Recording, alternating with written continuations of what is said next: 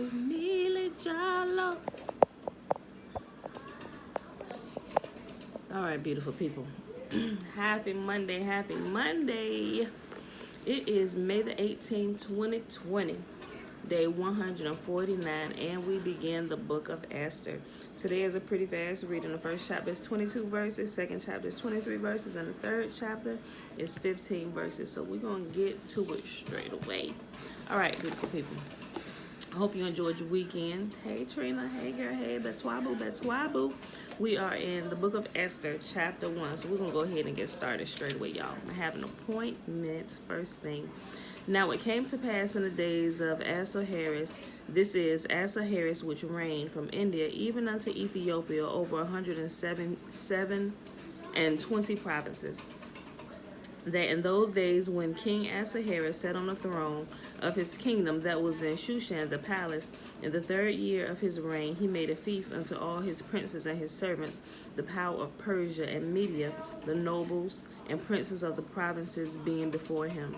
When he showed the riches of his glorious kingdom and the honor of his excellent majesty many days, even 180 days. And when these days were expired, the king made a feast unto all the people that were present in Shushan in the palace, both unto great and small, 7 days in the court of the garden of the king's palace.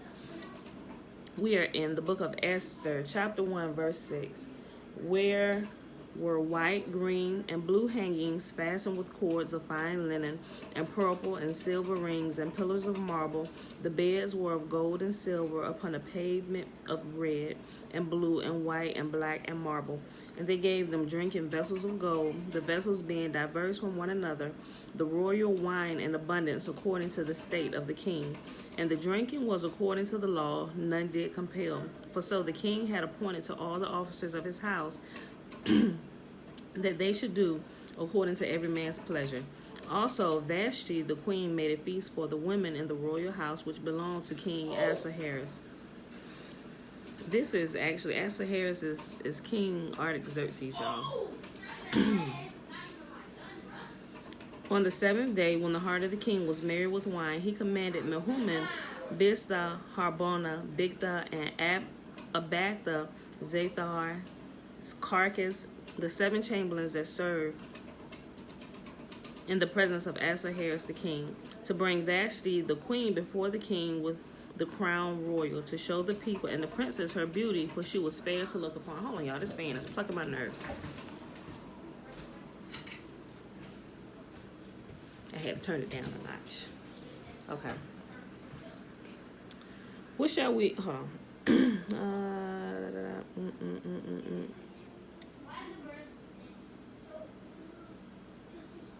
Okay, verse 11. I'll read that again. Good morning, James. To bring Vashti the queen before the king with the crown royal, to show the people and the princess her beauty, for she was fair to look upon. But the queen Vashti refused to come at the king's commandment by his chamberlains. Therefore was the king very wroth, and his anger burned in him. And then the king said to the wise men which knew the times, for so was the king's manner toward all that knew the law and judgment. And the next unto him was Karshina, Sharthar, Admatha, Tarshish, Meres, Marsina, and Memucan, the 7 princes of Persia and Media, which saw the king's face, and which sat the first in the kingdom. What shall we do unto the queen Vashti according to the law? Because she has not performed the commandment of the king Ahasuerus by the chamberlains. And Memucan answered before the king and the princes, Vashti the queen hath not done wrong to the king only, but also to all the princes and to all the people that are in the provinces of the king Ahasuerus. For this deed of the queen shall come abroad unto all women, so that they shall despise their husbands in their eyes, when it shall be reported.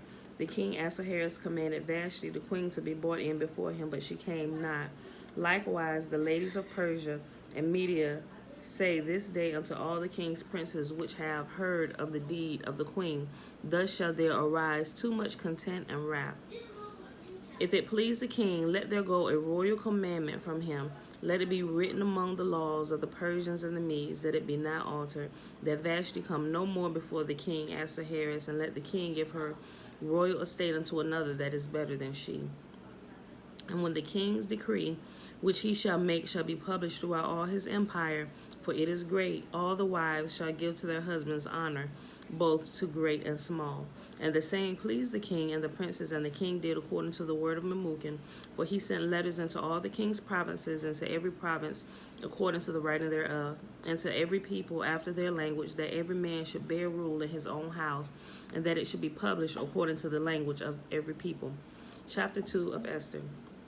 After these things, when the wrath of King Ahasuerus or Artaxerxes was appeased, he remembered Vashti and what she had done and what was decreed against her. Then said the king's servants that ministered unto him, Let there be fair young virgins sought for the king, and let the king appoint officers in all the provinces of his kingdom, that they may gather together all the fair young virgins unto Shushan the palace, to the house of the women, unto the custody of Hagi, the king's chamberlain, keeper of the women, and let the things be for purification be given to them. And let the maiden which pleaseth the king be queen instead of Vashti. And the thing pleased the king, and he did so. Now in Shushan the palace there was a certain Jew, whose name was Mordecai, the son of Jair, the son of Shimei, the son of Kish, a Benjamite, who had been carried away from Jerusalem with the captivity which had been carried away with Jericho, king of Judah, whom Nebuchadnezzar, the king of Babylon, had carried away. Now he brought up Hadassah, that is Esther, his uncle's daughter, for she had neither father nor mother, and the maid was fair and beautiful, whom Mordecai, when her father and mother were dead, took for his own daughter.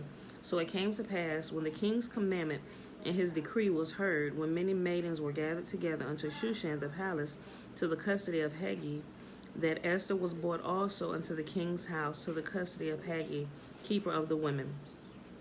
And the maiden pleased him, and she obtained kindness of him, and he speedily gave her things for purification, and such things as belonged to her, and 7 maidens, which were meat to be given her out of the king's house, and he preferred her and her maids unto the best place of the house of the women.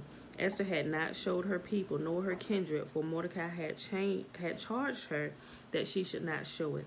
And Mordecai walked every day before the court of the women's house to know how Esther did and what should become of her. Now when every maid's turn was come to go unto King Ahasuerus, after that she had been 12 months, according to the manner of the women, for so were the days of their purification accomplished, to wit, 6 months with oil of myrrh, and 6 months with sweet odor, and with other things for the purifying of the women. Then thus came every maiden unto the king, whatsoever she desired was given her, to go with her out of the house of the women unto the king's house.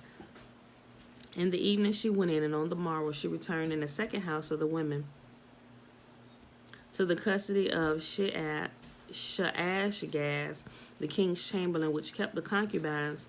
She came in unto the king no more, except the king delighted in her, and that she were called by name. Now when the turn of Esther, the daughter of Abihail, the uncle of Mordecai, who had taken her for his daughter, was come to go in to the king, she required nothing but what Haggai, the king's chamberlain, the keeper of the women, appointed.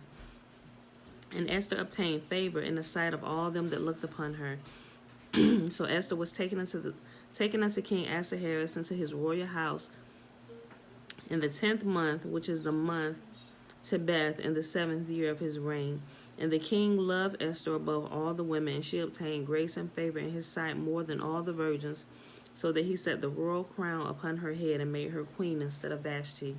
Then the king made a great feast unto all his princes and his servants, even Esther's feast. And he made a release to the provinces and gave gifts according to the state of the king. And when the virgins were gathered together the second time, then Mordecai sat in the king's gate. Esther had not yet showed her kindred nor her people, as Mordecai had charged her. For Esther did the commandment of Mordecai, like as when she was brought up with him. In those days, while Mordecai sat in the king's gate, 2 of the king's chamberlains, Bigthan and Teresh, of those which kept the door, were wroth, and sought to lay hand on King Ahasuerus. And the thing was known unto Mordecai, who told it unto Esther the queen. And Esther certified the king thereof in Mordecai's name. And when inquisition was made of the matter, it was found out thereof they were both hanged on a tree, and it was written in the book of the Chronicles before the king. Betwabu. You're welcome, James. All right, y'all, last chapter for today. Esther chapter 3.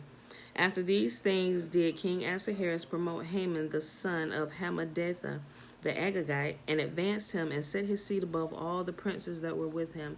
And all the king's servants that were in the king's gate bowed and reverenced Haman, for the king had so commanded concerning him. But Mordecai bowed not, nor did him reverence. Then the king's servant, which were in the king's gate, said unto Mordecai, Why transgressest thou the king's commandment? Now it came to pass, when they spake daily unto him, and he hearkened not unto them, that they told Haman to see whether Mordecai's matter would stand, for he had told them that he was a Jew. And when Haman saw that Mordecai bowed not, nor did him reverence, then Haman was full of wrath, and he thought scorn to lay hands on Mordecai alone, for they had showed him the people of Mordecai. Wherefore Haman sought to destroy all the Jews that were throughout the whole kingdom of Ahasuerus, even the people of Mordecai.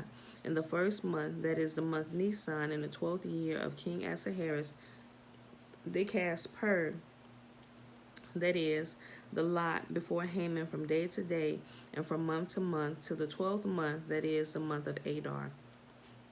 And Haman said unto King Ahasuerus, There is a certain people scattered abroad and dispersed among the people in all the provinces of thy kingdom, and their laws are diverse from all the people, neither keep they the king's laws. Therefore it is not for the king's profit to suffer them. If it please the king, let it be written that they may be destroyed, and I will pay 10,000 talents of silver to the hands of those that have the charge of the business to bring into the king's treasuries. And the king took off his ring from his hand, and gave it unto Haman the son of Hammedatha the Agagite, the Jews' enemy. And the king said unto Haman, The silver is given to thee, the people also, to do with them as it seemeth good to thee.